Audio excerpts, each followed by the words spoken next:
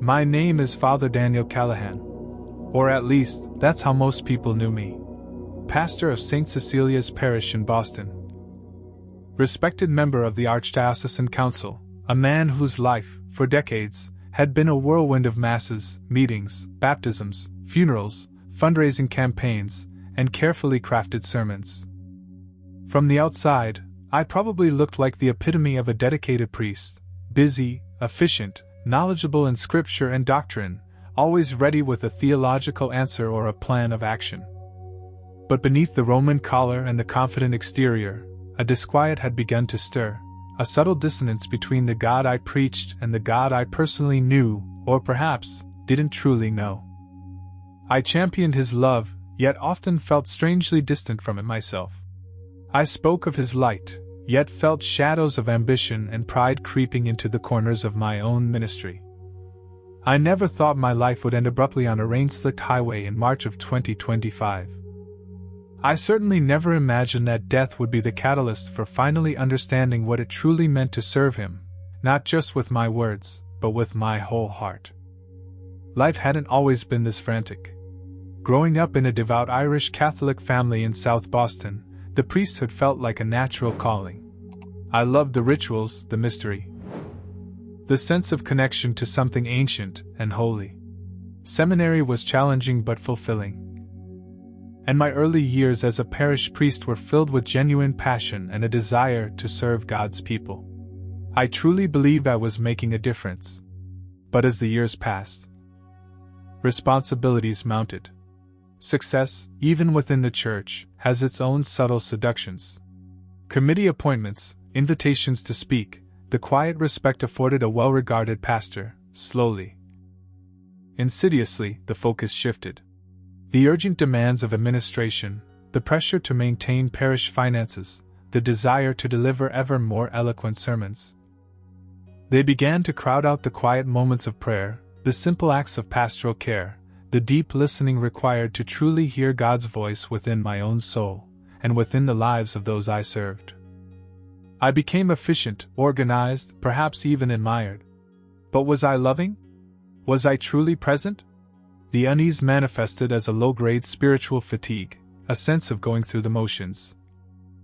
However expertly my prayers sometimes felt rote, my compassion rationed by my schedule, I convinced myself it was just the burden of leadership, the necessary sacrifices of a demanding vocation. I told myself I was serving God through my administrative skill, my ability to manage complex parish affairs. Yet, deep down, a small voice sometimes whispered, "Is this truly what he asked of you, Daniel? Or are you building your own kingdom in his name?" I usually silenced that voice with another meeting, another task, another sermon meticulously prepared but perhaps lacking the fire of authentic encounter. The afternoon of March 18, 2025, was bleak and storm-lashed. Rain hammered against the windshield as I drove back towards Boston from a diocesan retreat center nestled in the hills west of the city. The retreat itself had been productive, filled with strategic planning and budget discussions, but it had done little to soothe the disquiet in my spirit. If anything, the focus on logistics and institutional concerns had amplified my sense of disconnect.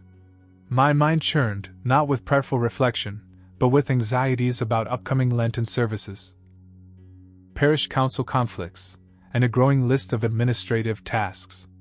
Where is God in all this paperwork? I thought with a weariness that went bone deep. I gripped the steering wheel, peering through the sheets of rain obscuring the highway. Traffic was heavy, slowed by the downpour. My thoughts drifted. Was I truly living the gospel I preached? Or had I become just another administrator in investments, more concerned with schedules and appearances than with the state of souls, including my own? Had I mistaken busyness for faithfulness? The questions hung heavy in the damp air, unanswered. Suddenly, chaos erupted ahead. The screech of tires, the sickening crunch of metal. A large truck, several cars ahead, appeared to hydroplane, jackknifing across the wet lanes. Cars swerved violently, colliding in a chain reaction of shattered glass and screeching brakes. I slammed on my own brakes, my heart leaping into my throat. But the car behind me, unable to stop in time on the slick pavement, plowed into my rear bumper with tremendous force. The impact sent my sedan spinning uncontrollably across the lanes, directly into the path of an oncoming semi-trailer truck whose driver had nowhere to go. I saw the massive grille bearing down on me, heard the terrifying blast of its air horn, a final, futile warning from the edge of eternity. Then, an explosion of force, a maelstrom of twisting metal and shattering glass. The world dissolved into a blinding white light, then absolute, profound silence. My last coherent thought wasn't a prayer, but a startled realization. So, this is it. Then nothing. Consciousness returned, not to pain, but to an astonishing sense of lightness and freedom. I was no longer inside the crushed vehicle. I was floating, gently, above the horrific scene. Rain still lashed down, reflecting the flashing red and blue lights of emergency vehicles that had already begun to arrive. I saw the mangled wreckage of my car, barely recognizable. I saw paramedics working frantically, attempting to extricate a lifeless form from the driver's seat. My body, clad in my black clerical shirt, stained dark with blood. I observed the scene with a peculiar detachment, devoid of the panic or grief I might have expected. The frantic activity below seemed distant, like watching a play unfold from a high balcony. There was no pain, no fear, only a profound, unshakable peace. It was as if the weight of my earthly identity, Father Daniel Callahan, pastor, administrator, with all its attendant worries and responsibilities, had simply fallen away, leaving only pure, unburdened awareness. Then, the scene began to fade, replaced by an encroaching light. Not the harsh glare of headlights or emergency strobes, but a soft, warm, golden radiance that emanated from everywhere and nowhere at once. It felt like stepping into the warmth of a summer sunrise after a long, cold night. This light was more than mere photons. It pulsed with intelligence, with compassion, with a love so pure and unconditional it felt like the very essence of existence. I felt drawn into it, not by force, but by an irresistible homing instinct. My soul recognized this light. It was the source. As I moved deeper into the light, memories of my life began to surface, not sequentially, but presented with perfect clarity, illuminated by the light's truth. I saw myself preaching passionately about loving one's neighbor, then moments later, hurrying past a shivering homeless man huddled in a church doorway, justifying my haste with the thought, I have a meeting. I saw myself feeling a pang of jealousy when a younger, more charismatic priest received praise from the bishop, masking my envy with polite congratulations. I saw countless instances where I had chosen efficiency over empathy, duty over genuine connection, appearing to live a good priestly life while my heart remained subtly closed off, pursuing the phantom of ecclesiastical respectability rather than the substance of Christ's love. The light didn't condemn, it simply revealed, gently but undeniably, the truth of my own heart. Within the heart of the golden light, a figure began to coalesce, radiating an aura of profound peace and maternal tenderness. She was cloaked in a blue that shimmered like the deepest twilight sky, her face luminous with kindness, her eyes pools of infinite compassion and understanding. Instantly my soul knew her, not from paintings or statues, but from an innate spiritual recognition. It was Mary, the Blessed Mother. She regarded me, not as Father Daniel Callahan, the clergyman, but simply as Michael, my given name, the one my own mother used, a soul standing before her, stripped bare of titles and pretensions. Her voice resonated within my consciousness, gentle as falling snow, yet carrying the weight of loving truth. Michael, she communicated, her thought voice filled with maternal concern. You allowed the shadows of pride and human ambition to dim the light within your soul. You became so focused on building the structure of the church, on managing its affairs, that you sometimes forgot the foundation upon which it must stand, love. You forgot that your primary calling, the purpose for which my son placed you on earth, was simply to love as he loved, fiercely, unconditionally, especially towards the least of these. Overwhelmed by the accuracy of her gentle assessment, by the sudden, stark realization of how far I had drifted from that simple core commandment, my spiritual form knelt before her. Tears flowed, tears of regret, of shame for my spiritual complacency, for mistaking busyness for holiness. I had preached love, yet had failed to embody it consistently in the small, everyday interactions that truly mattered. Mary extended a hand, not physically touching me, but radiating a wave of pure, cleansing grace. It felt like cool water washing over a parched soul, soothing the ache of my self-awareness, offering not condemnation, but healing. "But the opportunity is not lost, Michael," she assured me, her presence radiating hope. "My son's mercy is infinite. Return. Go back and carry his light not just in your sermons, but in your actions, in your heart. Let his love shine through you, especially towards those lost in darkness or feeling abandoned. Be a living flame, Michael, warming the cold corners of the world."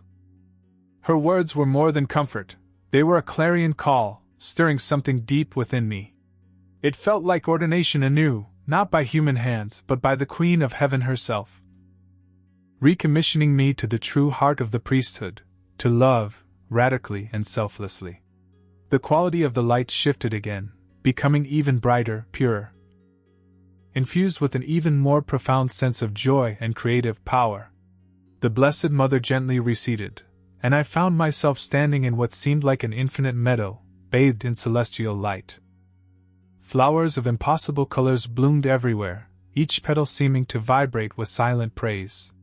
The air hummed with the music of creation itself. From the heart of the meadow, a figure walked towards me.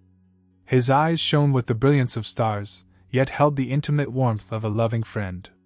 His smile was gentle, encompassing, radiating a peace that calmed my newly stirred soul. I knew him instantly, irrevocably. Jesus. My Lord, my Savior, the reason for my priesthood. The center I had professed yet somehow kept at arm's length. He approached, his presence both awesome and completely approachable. His gaze penetrated my soul, seeing every hidden motive, every compromise, every moment of vanity or fear. Yet, there was no judgment in that gaze, only an ocean of unconditional love and acceptance. "Michael," he began, his voice like living water, flowing directly into my spirit. "I created you in my image, designed you for love, to receive it fully, and to pour it out freely. But you, like so many, became entangled in the world's distractions, chasing shadows, valuing fleeting human approval over the eternal substance of my love." He paused, his eyes filled with gentle sorrow. "You forgot the ones who needed you most, while tending to the structures. You built churches with eloquent words and efficient administration, Michael, but sometimes neglected to build the true church within hearts, yours included, through simple acts of love, compassion, and presence." He gestured, and scenes from my life appeared vividly before me, reinforcing the truths Mary had revealed. There was Luca, a homeless teenager I often saw huddled near the cathedral downtown. I saw myself hurrying past him, averting my gaze, perhaps dropping $1 in his cup but never stopping to learn his name, to hear his story, to offer him the dignity of being seen. I saw Father Thomas, a younger colleague whose homilies resonated deeply with parishioners. I saw myself feeling a pang of professional jealousy, offering faint praise while inwardly criticizing his methods. I saw the numerous times I'd used the excuse of being too busy, meetings, paperwork, obligations, to decline a visit to a lonely parishioner, to avoid a difficult conversation, to choose administrative tasks over pastoral presence. Each image was a missed opportunity, a moment where I had failed to be his hands and feet, choosing the efficiency of my schedule over the inefficiency of love. Tears welled again, not of shame this time, but of profound sorrow for the squandered chances, for the times I had failed to reflect the very light he had poured into me. Jesus reached out, his hand covering mine again, an experience beyond physical touch, a merging of spirit.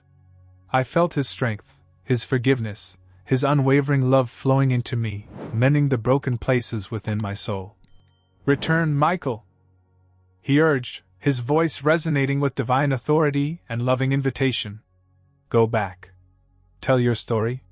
Let people know it is never too late to turn back, to choose goodness, to step out of the shadows and into my light. But the choice must be made." His gaze held mine intently. "Will you live for me, truly, this time? Or will you continue to live primarily for yourself? For the echoes of human applause?" His words ignited a fire within me, consuming the remnants of pride and complacency. I knew with absolute certainty that if granted this second chance, my life, my priesthood, had to be different. Not a performance, but an offering. Not a position, but a participation in his ongoing work of love. I had to become the light he called me to be. Not for my own glory, but for the sake of the lost and wandering souls he loved so dearly. Just as I felt ready, infused with this new purpose, the luminous meadow seemed to fade slightly. Before me materialized something unexpected, something jarring within the heavenly peace, a doorway. It wasn't ornate, it was simple, dark wood, radiating a palpable coldness. An aura of unresolved pain. The beautiful meadow stretched infinitely behind me, beckoning with light and love, but this doorway stood directly in my path back towards the world. As I approached it hesitantly, scenes began to play across its dark surface, like projections from the deepest, most guarded corners of my memory. I saw myself years ago, face contorted with anger and hurt, refusing to forgive a seminary friend who had betrayed my confidence, severing the relationship completely despite his attempts at reconciliation. The bitterness I had harbored felt fresh, corrosive. Then, another scene, myself kneeling in my private chapel late at night, ostensibly praying the liturgy of the hours. But my mind was elsewhere, composing emails, planning meetings, my lips moving through the ancient prayers mechanically, fulfilling an obligation rather than truly connecting with God.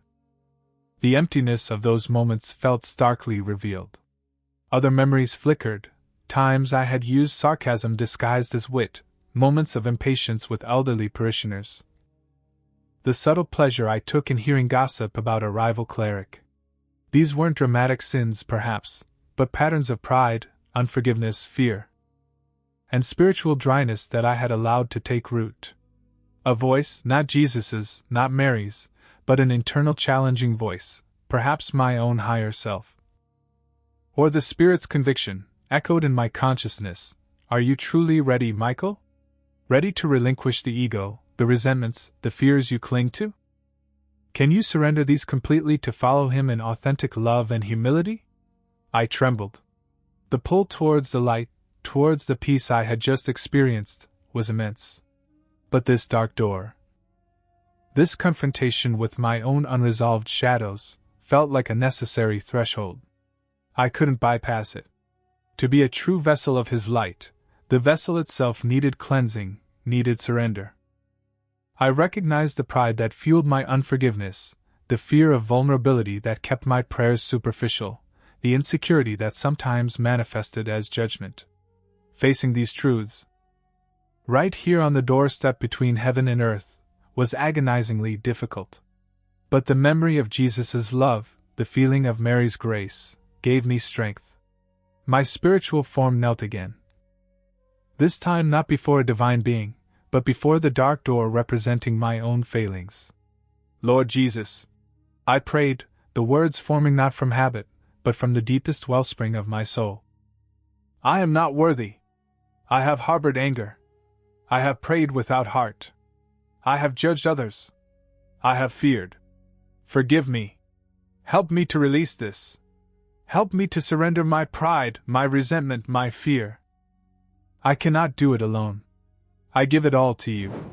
As the intention of surrender flowed genuinely from my spirit, a profound sense of release washed over me, and the dark doorway simply dissolved, vanished as if it had never been. I stood once more in the luminous meadow, facing Jesus. His smile was radiant, filled with loving approval. "No," he communicated, his voice filled with warmth. "You are ready. Go back, Michael. And remember always, my light shines brightest through a heart that has learned to bow, a spirit willing to be broken and remade in love." With those final words of commission and assurance, the light surrounding Jesus pulsed with breathtaking intensity, enveloping my entire being in a wave of pure, unconditional love. I felt his peace, his strength, his purpose infusing my soul. Then, the sensation of being gently but firmly pulled backward, away from the meadow, away from the light, back towards the dense realm I had departed. The transition was instantaneous. One moment, I was bathed in celestial light, the next, I was gasping, choking, my lungs burning as they drew in the harsh, antiseptic air of a hospital room. The insistent beeping of monitors assaulted my ears. Blurred shapes hovered above me. "He's back! Father's back!" A nurse's voice, sharp with astonishment. "Get Dr. Evans stat." My eyelids fluttered open. The fluorescent lights were blinding. Tubes seemed to be everywhere, in my nose, my arm. A dull, throbbing pain began to register throughout my body, a stark contrast to the blissful weightlessness I had just experienced. A face swam into focus, Dr. Evans, the chief of emergency medicine. His expression a mixture of disbelief and professional concern. "Father Callahan? Can you hear me?" he asked, shining a penlight into my eyes. I tried to nod, managing only a weak groan. "Incredible," he murmured, shaking his head as he checked my vitals on the monitor. "We lost you in the ambulance. No pulse, no respiration for." He consulted a chart held by a nurse. "Nearly 20 minutes by the time we got a rhythm back here. Severe trauma, smoke inhalation. Honestly, Father, medically speaking, you shouldn't be here." He paused, looking at me intently. "Welcome back." I managed a weak smile. Miracle, they called it. I knew better. It was mercy. It was mission. It was the direct intervention of the Lord I served, sending me back from the brink. Fundamentally changed and commissioned by grace. The weeks and months following my return were a period of intense physical healing and even more intense spiritual integration. Recovery was slow. The chest wound, the smoke-damaged lungs, the internal injuries from the crash, they demanded patience and therapy. But while my body mended, my spirit soared with a newfound clarity and purpose. The memory of the ND didn't fade, it remained vibrant, the guiding star of my consciousness. The old Father Daniel, the efficient administrator, the sometimes distant preacher, felt like a stranger.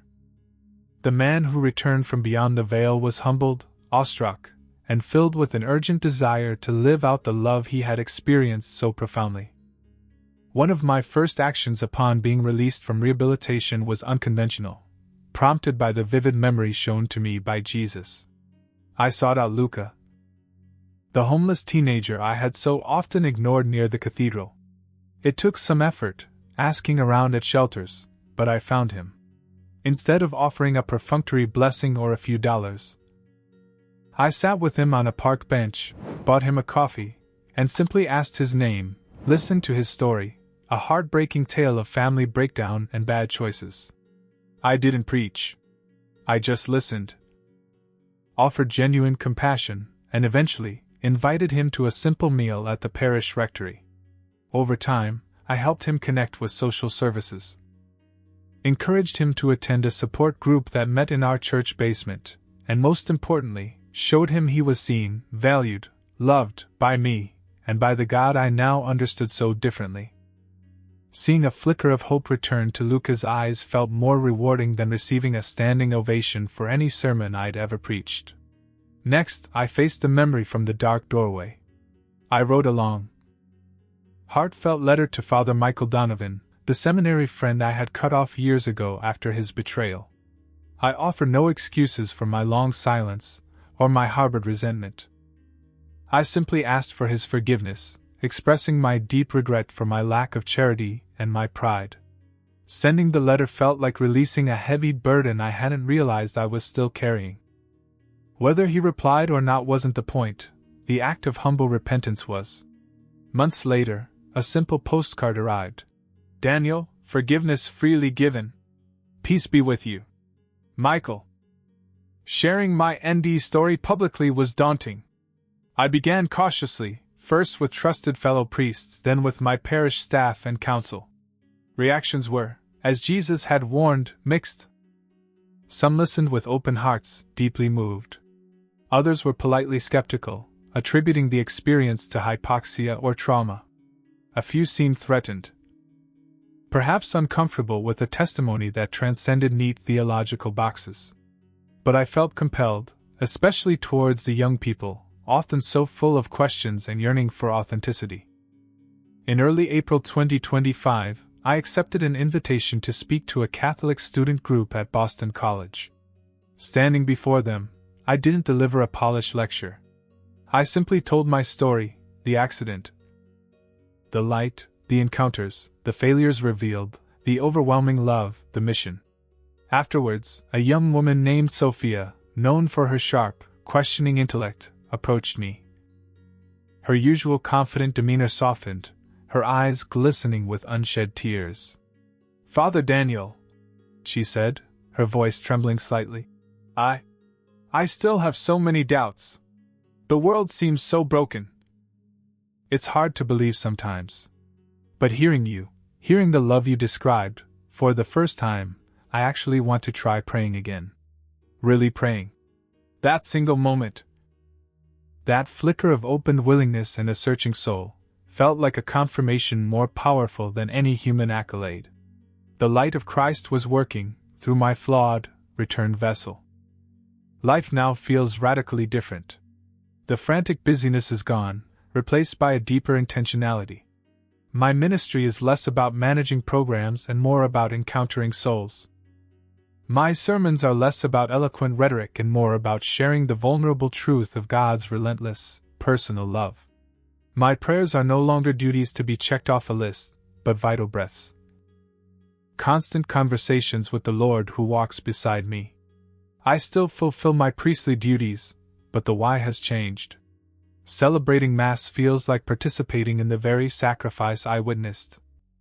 Hearing confessions feels like extending the mercy I received. Visiting the sick feels like being His hands, offering the comfort He embodies. I live now to be that small light Jesus asked me to be. Not for recognition, not for status within the church hierarchy, but simply to reflect the love that saved me, the love that pursues every single soul, regardless of their past or present state. If you are reading or hearing my story today, I want to speak directly to your heart. Perhaps you feel disconnected, lost in the routines of life, even the routines of religion. Perhaps you carry hidden burdens of guilt, resentment, or fear. Perhaps you wonder if God truly sees you, or if you're just another face in the crowd. Please stop for a moment. Look within. What are you truly living for? Are you building structures, of career, of reputation, even of religious observance, while neglecting the heart? Are you letting pride or fear or unforgiveness block the flow of God's light in your life? Know this, God is waiting. Jesus is waiting. His arms are open wide, not in judgment, but in loving invitation. He sees you, knows you, loves you personally, right where you are. You don't need to achieve perfection first.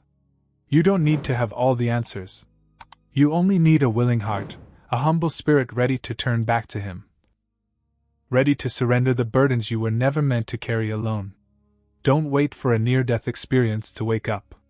Live today as if it's your precious chance to shine His light. Pray not just with words, but with your actions, with your choices. Love without calculation, forgive freely, serve humbly, just as He loved and served you.